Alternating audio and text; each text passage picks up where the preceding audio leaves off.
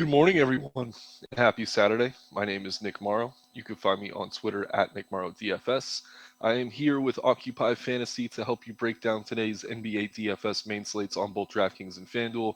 We have a 9-game slate tonight starting at 7 p.m. Eastern. A lot of injury news to kind of work through. As always, I'm going to go through game by game. I got the model up here from our Occupy Fantasy website. If you haven't already, please like the video. Also, subscribe to the channel. That helps us get more free content like this out to you. And if you're not a member of Occupy Fantasy and you'd like access to the model you see here, as well as our single lineup builder, multi lineup builder, and private Discord server where you could access several DFS pros to help you improve your game, check the links in the description below. But without further ado, let's get into the games here. There are two games before the main slate. The Nets are playing the Knicks. The Nuggets are playing the 76ers. We're going to completely ignore those as they are not on the slate. If you're kind of aggregating projections or anything like that, be sure to ignore those. So we're going to hop right into the 7 o'clock window here. Um, First game on the slate, we have the Chicago Bulls at the Orlando Magic. The Bulls are 2.5-point favorites on the road in Chicago.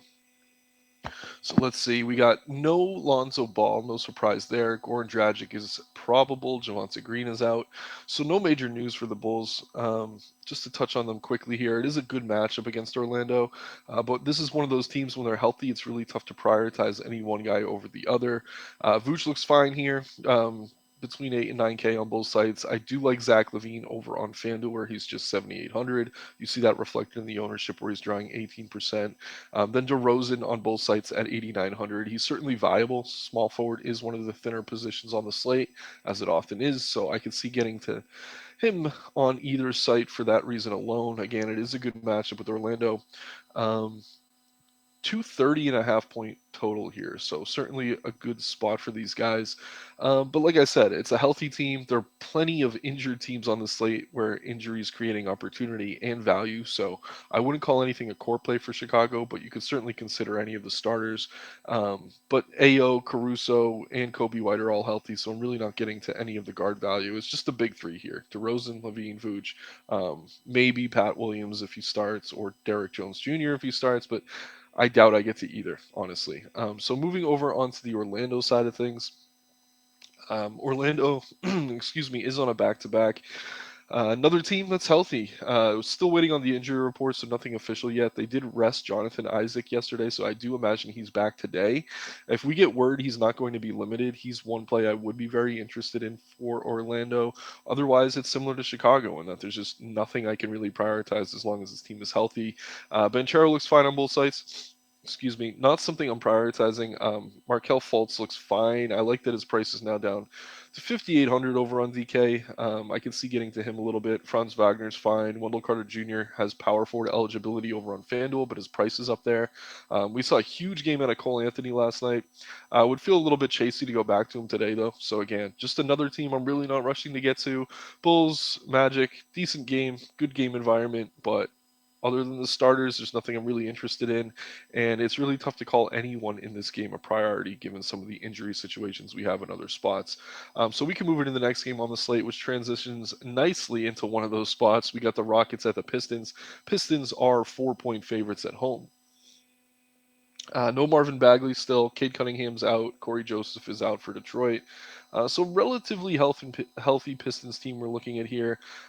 Burks, if he starts again, he had a massive game last time out. We saw Killian Hayes come off the bench. If Burks starts, I like him everywhere, but we're going to have to keep an eye on that starting lineup. This is one of the games that locks at 7, so we should know that news before the slate begins. Bullion's okay here, coming off a pretty rough game. I don't mind Jalen Duren in center. There are better center plays on the slate, but he's cheap enough to consider in large field tournaments. Jaden Ivey's fine. Don't hate Killian Hayes as a play. Wouldn't feel great about him at this price coming off the bench. Really, for me, it's Ivey here and Burks if he starts. Don't mind Bojan at a thin forward position, but not something I'd be prioritizing at all. On the Houston side, there's a lot more to discuss. We have Jalen Green and Kevin Porter Jr. both out this evening. So yeah, both of the top point guards, both of the top usage guys are going to be out. Obviously, Sengun doesn't play point guard, but he's going to be running this offense the same way we see Nikola Jokic do in Denver. Pretty similar player, obviously not as good as Jokic, but I think we can see the offense running through Sengun here, so he's going to be kind of my core center play. I like him a lot on both sides. I'm going to be prioritizing him. I imagine he's going to be extremely popular. We're seeing 45% on FanDuel, where he is only center eligible. On DK, where you could play two centers, he's actually a little bit lower owned, which is surprising to me. It's probably because he's just shy of 9K. A little bit of sticker shock on that price, but I love him here. I'm going to get to him a lot. Eric Gordon looks fine, very scoring dependent though, so he's kind of boom or bust in my opinion. KJ Martin looks good as long as he starts. Don't mind Jabari Smith. The minutes have been kind of inconsistent with him.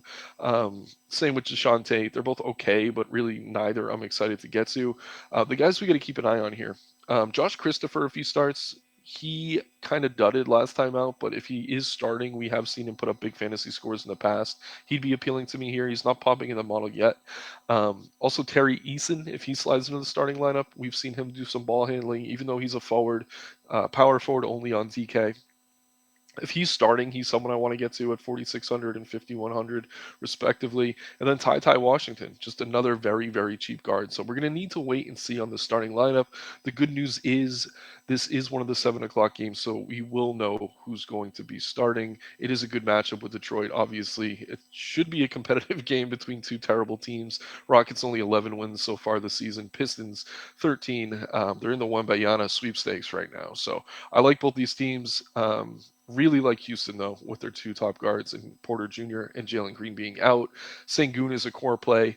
We got to wait and see on the rest of that starting lineup to see what else we're going to prioritize here. But there should be some guard value in that backcourt for sure.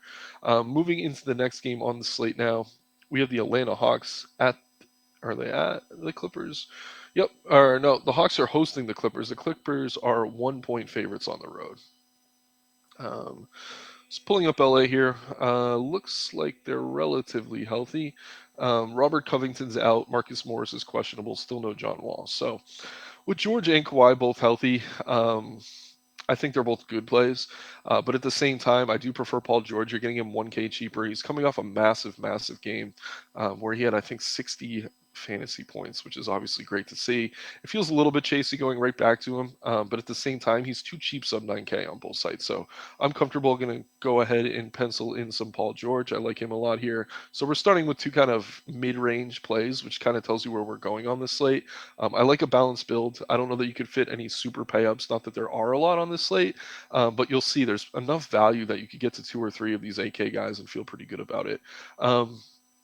So yeah, George and Kawhi, both good plays. Prefer George as he's a little bit cheaper, but obviously we're going to get a much lower on Kawhi Leonard comparatively speaking. Ivica Zubac is boom or bust at center. Very high ceiling, also a very low floor. Don't mind him in large field tournaments. Luke Kennard is back and healthy. He did get the start last time out. Could see going to him here. Really not that interested though. There's much safer value as we're going to get into some of these other games. So really no priorities for me on the Clippers other than Paul George. I also like Kawhi if you can afford him, but again, it's much easier to fit George. Over on the Atlanta side, no major injuries at all. I mean, Trent Forrest is out. He's kind of been on a G League contract though, so he's mostly irrelevant. Trae Young looks good. DeJounte Murray looks fine. I like both of these guys. Wouldn't consider either a priority. This is another one of those teams similar to the Bulls and the Magic when they're healthy. It's just tough to prioritize anything. I like Trey. I like Murray. Clapella's fine. Copella, not Clopella. Bogdan looks good here, but really, unless he starts, I wouldn't be using him. John Collins has been consistently producing, but 6K flat, he's kind of priced where he should be. Same with Hunter. If Okongwu's out, I will say Capella would look better, but he's not on the injury report, so we have had that benefit of Okongwu being out for some of the recent games for Capella, but I don't think we're going to see that tonight. So again, just no priorities for me on Atlanta. We can move into the next game. We have the Phoenix Suns. Let's see. Scrolling through some spreads. Excuse me. The Suns are at the Spurs tonight. The Suns are 5.5 point favorites on the road in San Antonio. We're looking at a nice 232 point game total here. So pulling up the injury report for Phoenix. No Devin Booker. Jay Crowder's on the trade block. He's out. No Campaign. No Shamet. Josh Okogie is available though, so still no Devin Booker, which means Chris Paul is one of my preferred guard plays tonight. I like him a lot on both sides. Cam Johnson has been lights out shooting since he's been back from injury at a thin forward position. I think he's appealing. Don't mind DeAndre Ayton. He has seen an increase in usage with Booker out of the lineup. It is a good matchup, obviously, against San Antonio, who's pretty terrible defensively this season. So I like Paul, I like Johnson, I like Ayton. Those are kind of the three guys I'm interested in. Wouldn't hate if you're playing a ton of lineups getting to Bridges or even a Craig. Really not so much Craig. But yeah, it's Paul for me here. Really like him a lot. I don't know that I want to pencil him in here yet. I do like him plenty. I will go ahead and do it over on FanDuel. I'll leave it open on DK though. There's a couple other guards I think we're going to need to discuss soon, and you guys will see why. Going to leave some spots open. Excuse me, kind of losing my voice this morning. Um, so yeah, that's really it on the Phoenix side. Really like Chris Paul, like Cam Johnson, like DeAndre Ayton. Um, but let's talk about the Spurs now. So over on San Antonio, they're still pretty banged up. No Devin Vassell, Sochan, Richardson, Langford, all questionable. Bassey's out. So we're gonna have to wait and see here on some of this news. I mean, if Sochan, Richardson, and Langford are all out again, I think we're gonna get to some Keita Bates Giop. He's not popping in the model currently because these guys are all questionable. But if one or two are ruled out, he's going to become very appealing quickly. And let's see here. Just checking his price.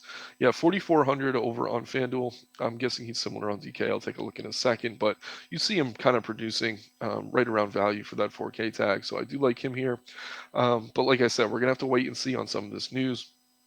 If everyone's in who's questionable, Langford, Richardson, Sochan, I'd like Sochan. I'd get to him instead of Bates Diop. But if Sochan's out and we see KBD starting again, he's going to be one of the priority value plays for me on the slate. Otherwise, I really like Keldon Johnson. He's shown he has a nice ceiling when Devin Vassell's out of the lineup. Don't mind Trey Jones here either, but really tough to call either of them priorities. Again, we're waiting on some news in this one. Could see getting to Trey Jones, Jakob Poeltl as kind of secondary options. Neither are really priorities unless we get more of these Spurs rotational pieces out, though. So keep an eye on the news in that one. Keep an eye on the starting lineup. As things stand, I like Keldon on both sides. Don't mind Trey or Poeltl. Um, Collins is fine on DK, not someone I'm rushing to get to. But Sochan's good if he's in. If he's out and we see Bates Giop starting, he's going to become an appealing value option. So some stuff we like here in that San Antonio game. Really nothing we have to prioritize though. Moving into the next game on the slate, we have the Kings at the Timberwolves. The Timberwolves are 2-point underdogs at home, 237.5 point game total here. Timberwolves are on a back-to-back, so we are waiting on their injury report. We really don't know who's going to be out yet. Gobert did play last night. He's been a little bit banged up. If he's out, Naz Reid becomes a major priority at center. I think he's going to be in though, but we have to wait and see on that again. No injury report yet with this team being on a back-to-back. Really like Anthony Edwards. D'Angelo Russell had a huge first half last night. Pretty good second half too, but he's a lot cheaper than Edwards, obviously. Not quite similar upside, but similar enough point per dollar that I do prefer him over Edwards, but you're seeing that reflected in the ownership. If Torian Prince is still out, I can see going back to Kyle Anderson, even Jaden McDaniels. Wouldn't call either a priority. The big piece of news here we're really waiting on is Rudy Gobert. If Gobert's in, he's a decent play. If he's out, we're going to have to prioritize Naz Reid. Great matchup against Sacramento, who plays very fast. And then if we get one of Edwards or Russell out, the other would become kind of a core play for me. So keep an eye on Minnesota. Now we can switch over to the Kings side of the ball. Uh,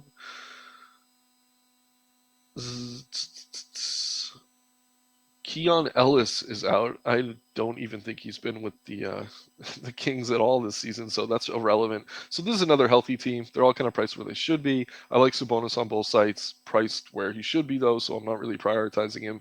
De'Aaron Fox a little cheaper than you would see most high-priced guards, but with Sabonis in, I think that's justified. So I like Fox. I like Sabonis. Can see getting to some Herter, Murray, Barnes as secondary options, but really no priorities for me here with Sacramento. It's a great game environment. I'm fine getting to any of these plays, but I wouldn't be building around them. They'd kind of be last pieces in for me. But obviously, Sabonis and Fox have very high ceilings. Moving into the next game on the slate, we have the Wizards at the Pelicans. The Pelicans are 4.5 point favorites at home, hosting the Wizards here. We can start on the Pelican side of the ball. Brandon Ingram is back. That is obviously a big piece of news. Still no Zion Williamson, no Dyson Daniels either. So yeah, CJ's price is still a little bit heavy here. We do see it coming down now that Ingram's back in the lineup as it should. He's fine as a guard option, not something I'd be rushing to get to. I want to take a quick look at the minutes for Brandon Ingram here. He's just one game removed from being out from weeks with an injury. Played 25 minutes last time out. If we get word he's not going to be limited, I would have some interest in him here. But for now, really not something I'm rushing to get to. It is a good game environment, but he's just tough to want to play at that price if he's not going to see over 30 minutes. Probably the best piece here is Joval. With Ingram back, that is going to cut into his usage. He has a wide range of outcomes as his minutes have been inconsistent this season, but we have seen a very high ceiling out of him. Not something I'm prioritizing. So I don't mind McConnell, don't mind Ingram, but the prices still haven't really adjusted for Ingram being back for this team. So I don't have much interest in the secondary options for New Orleans. So no priorities there. Over on the Washington side of things, we have Porzingis doubtful, Jordan Goodwin is out, and Johnny Davis is out. With Porzingis out, I mean, obviously that's a boost to Kuzma and Beal. They're both kind of priced where they should be, though. I do like the 7,300 on Brad Beal over on DK. Um, Kuzma 8,500 definitely more appealing on FanDuel, so kind of pick between the two. Depends which site you're playing on. I like Kuzma better on FanDuel, Beal better on DK, but these are both good plays with Porzingis out of the lineup. Don't mind Daniel Gafford at center. We have seen a boost in his production with Porzingis out. 4,700 on DK certainly appealing. Don't mind the 5,000 over, 5,900 over on FanDuel, but you're only using one center on FanDuel, so I probably wouldn't get the Gafford over there. Denny Avila drawing some ownership. If he starts, I think he's fine on DK. 4,500, 5,800 on FanDuel is a little bit rich for my blood. With Jordan Goodwin out of the lineup, maybe we see more minutes for Delon Wright. Maybe we see more minutes for Kendrick Nunn, Monte Morris. But again, nothing we're really prioritizing in that Washington backcourt other than Bradley Beal on DK. Moving into the 8:30 window here, we have the Lakers at the Celtics. Nice rivalry game. Celtics are 8.5-point favorites at home. Um, no Gallinari, obviously. Marcus Smart is still out for Boston, so they're pretty healthy. I think you could get to Brogdon. You could get to Derek White. They're seeing a small boost with Smart out of the lineup. Robert Williams is cheap enough to consider everywhere. Very high ceiling, still a low floor, so I'm really not prioritizing him. The price on Tatum is a little bit heavy right now. I think he was priced up when Jaylen Brown was out, and it hasn't come back down yet.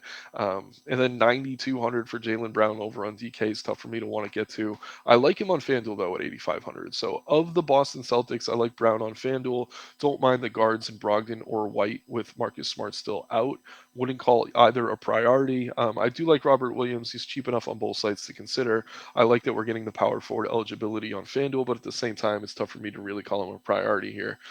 So Boston looks okay. It is a good game environment against a kind of shaky Lakers team, but at the same time, they're all kind of priced where they should be. So I'm not really going to call anything a priority there.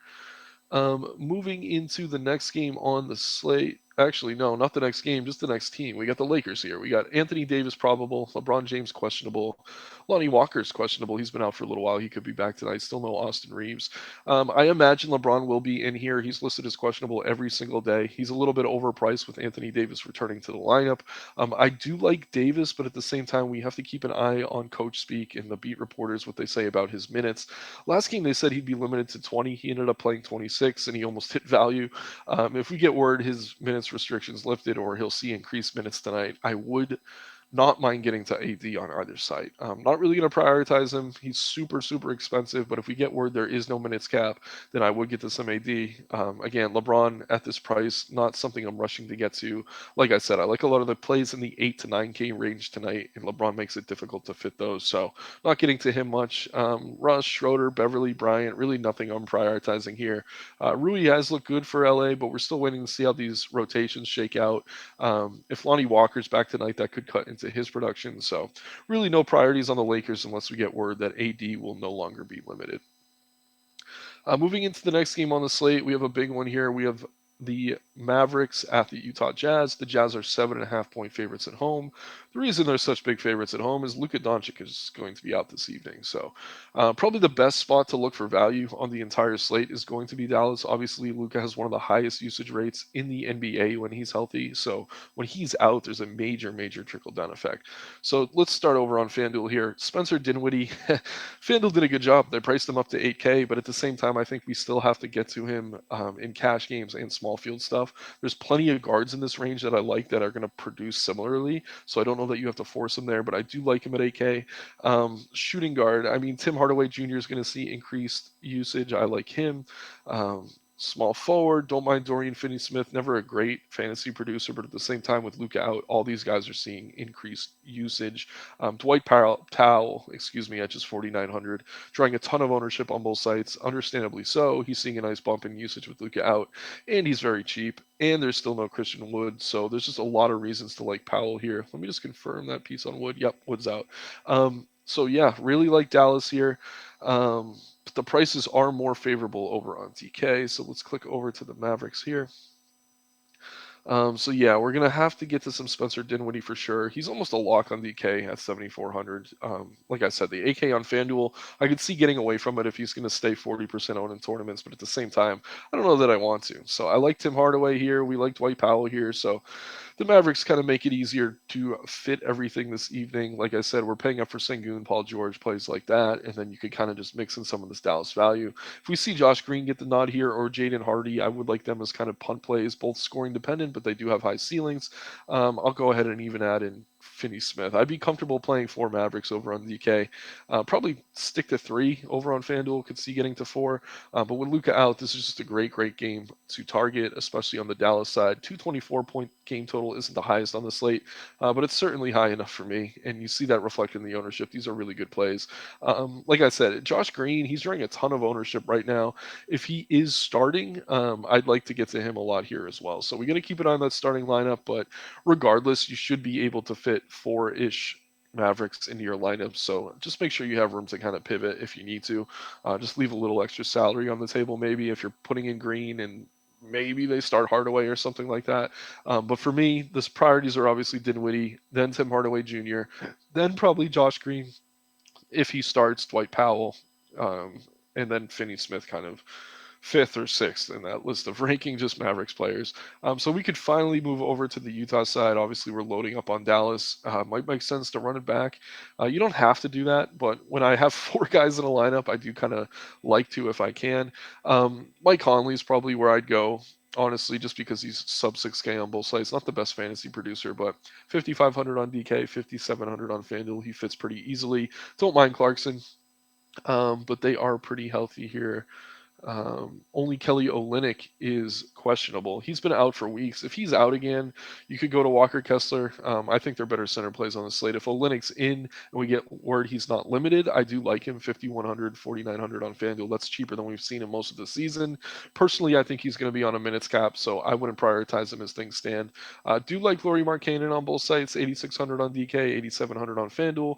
But again, healthy team, all kind of price where they should be, especially if Olynyk's back in the lineup. So while I do like Utah, it's really tough to call anything a core player or priority.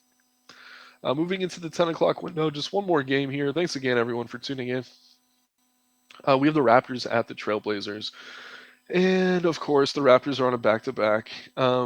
The Raptors are 5-point underdogs on the road, 232.5-point game total here. We saw OG Anunoby leave the game last night injured. I'm guessing he's probably going to be out tonight. If he is, Precious Achiuwa should get the start. He's going to look like good value here. 4,400 on DK. Looks great. The issue is he's only center eligible over there. You're paying more for him on FanDuel, but you're getting that power forward eligibility at 5,700. I would call him a priority there, honestly. I think if he starts, Precious has shown that he can produce at a high enough level to be relevant, especially in DFS. So I like him there. Over on DK, I mean, it's tough to get to him if we have Sengun and Powell. But at the same time, I mean, if he starts, this is a game you could kind of use for pivots if you need to, if you're loading up on Dallas and they kind of put out a weird starting lineup. So good to have this game here. At least we have some flexibility.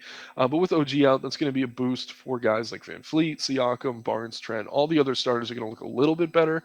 It is a good game environment. They're all kind of priced where they should be. I like Siakam. He's tough to want to pay near 10K for, though. I like Van Fleet, certainly better on DK at 8,100. Barnes looks good, better on DK. Trent looks good on both sites. So keep an eye on this one. If OG's in, I'd like all these plays I'm listing much less, but I'm imagining he's out as he did leave the game injured last night. Over on the Portland side of things, Josh Hart is questionable. Nurk is actually questionable. So that's a piece of news we have to keep an eye on. If Nurkic is out, Drew Eubanks is going to become a core play. Again, another value center. I'd like him more than Dwight Powell, so hopefully we get that news before that Dallas game locks. I imagine we would. Over on FanDuel, he is priced up to 5,700, but similarly to Precious Chua, you're getting that power forward eligibility. So he's going to be easier to get to over there. If both these guys are out, it's going to be a boost to Dame Lillard, boost to Simons, Grant. Dame, one of my favorite guard plays on the slate. If I am paying up for anything over 10K tonight, I do imagine it would be Dame Lillard here. Um, Probably don't get to him. Like I said, I do like that mid-range and balance builds better this evening. But yeah, we got to keep an eye on that Nurk news. If he's out, Eubanks becomes really strong. Would really like Jeremy Grant here as well. There's rumors that the Blazers are close to giving him a max contract, which would obviously keep him with Dame for the foreseeable future. So just some good news for him over there. I like him regardless, but he's much better if Nurkic is out of the lineup. Simon's very, very scoring dependent, but he is kind of priced favorably on both sides. I don't mind his ceiling. If you can't get to Dame, he's kind of a logical GPP pivot. But at the same time, a much wider range of outcomes, much more inconsistent. If Hart's in, he's good. If he's out, I don't know. I mean, something could open up on the wing. Still no Justice Winslow. Maybe you see Shady on Sharp slide into the starting lineup, but that's not something I necessarily want to bank on a 9-game slate. So just taking a look at things here, we're obviously loading up on Dallas. Love Alperen Sengun. He's probably my favorite play on the slate. Paul George looks good here as well. Then over on DK, we're looking at similar builds. There's a lot of good value at center tonight. I think you're going to want to use that utility on the center spot. Just quickly sorting by ownership. No surprises. We're seeing Dallas at the top, then Chris Paul, more Dallas, Sengun. So it looks like the model's on the same wavelength as me today.